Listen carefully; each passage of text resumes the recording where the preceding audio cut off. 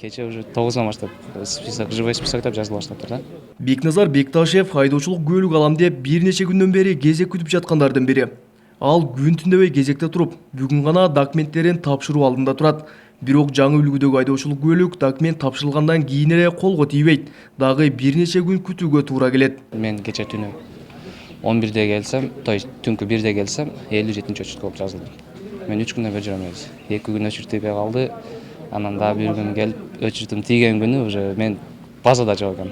Паспорт базага түшүш керек экен да. Анан кече дагы бүтпөй калды. Анан бүгүн буюрса азыр бүтөт деген ниетте турабыз.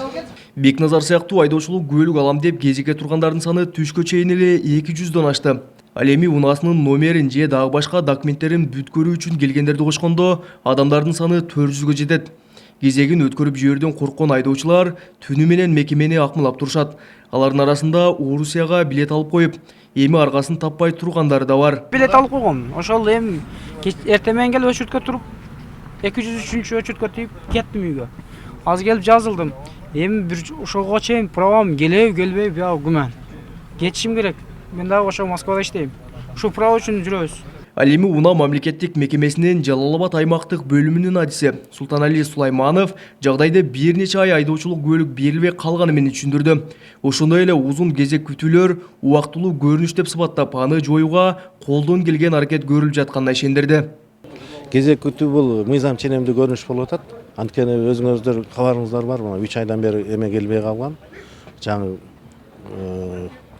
көлүктөр. Ошондуктан булар азыр эми 9-дан баштап запуск башталды. Биз ошо кнопканы башталганда, басканда биз дагы бу жерде басып баштадык. Мурда биз бир гана эме менен баштасак, камера менен иштесек, азыр 2 камера иштеп атат. 2 адис тынбай иштеп атат да. 1 минуттагы биз эме кылган жокпуз. Мисалы үчүн обедке дыңет 12-де башталды, 12-де чыгат, дыңет саат 1-де болуп отуруп калып ишти башташып атат. Санариптештирүү жылынын алкагында Кыргызстандагы бир топ мекемелерде электрондук кезек күтүү пайда болду. Бирок Уна мамлекеттик мекемесинин Жалал-Абад аймактык бөлүмүндө санариптешпеген кезек күтүү тагыраагы башаламан адамдар өз алдынча кагазга жазылып кезек күтүшүүдө.